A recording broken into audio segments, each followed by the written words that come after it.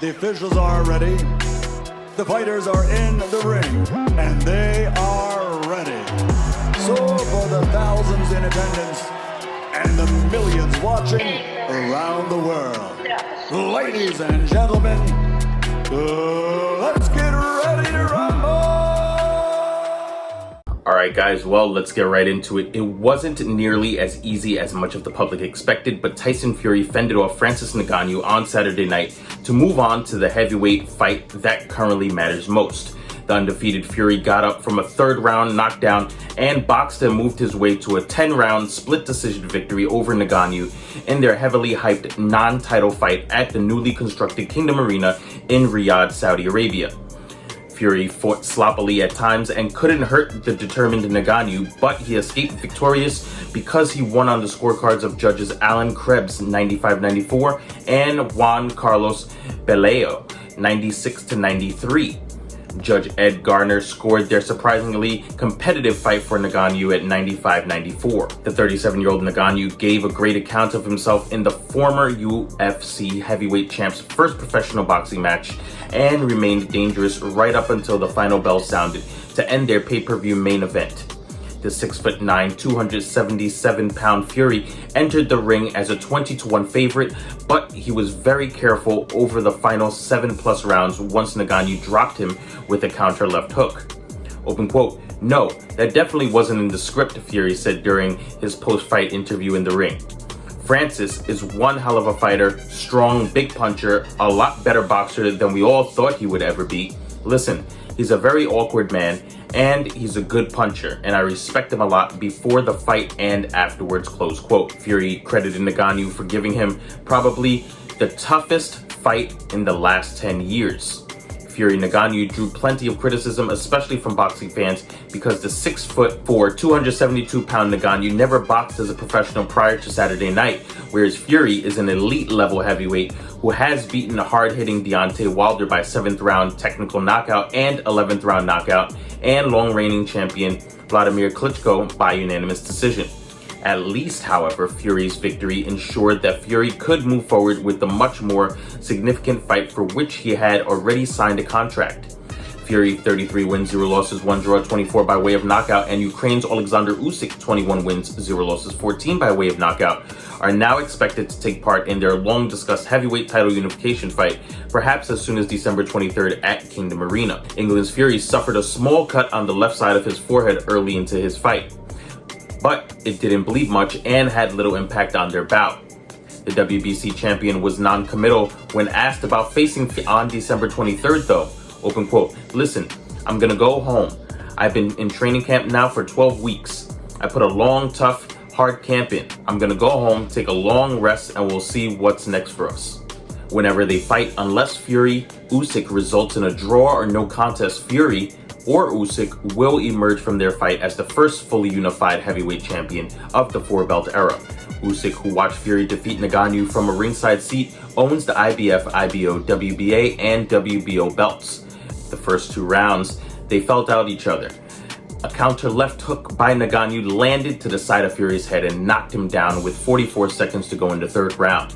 A stunned Fury got up pretty quickly from the 7th knockdown of his career, but Ngannou, who taunted Fury after he went down, couldn't capitalize on that momentum, and Fury made it to the end of the round. After getting dropped by Ngannou in the final minute of the 3rd round, Fury fought in rhythm during the second half of the 4th round. The heavily favored fighter landed lefts and rights, but Ngannou took those shots well and kept moving forward.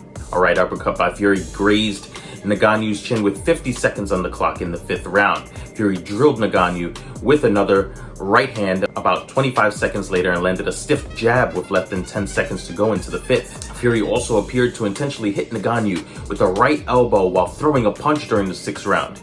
Ngannou mostly swung and missed during the 6th when Fury carefully pot-shotted him with jabs and moved around the ring. Ngannou came forward again during the 9th round, but Fury kept his distance, occasionally throwing jabs and tying Ngannou up whenever he got close. He kissed Ngannou on the side of his head and rubbed his head as a show of respect as soon as their fight ended.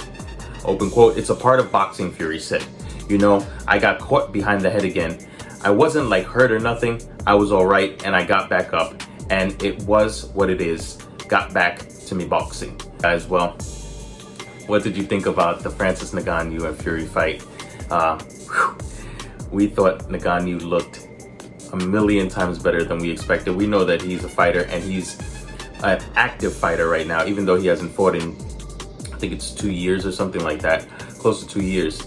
But he's still an active fighter. It's not like when Mayweather and Conor McGregor fought, Mayweather was retired. And you know, it was a great account and showing of what Ngannou can do as a competitive fighter.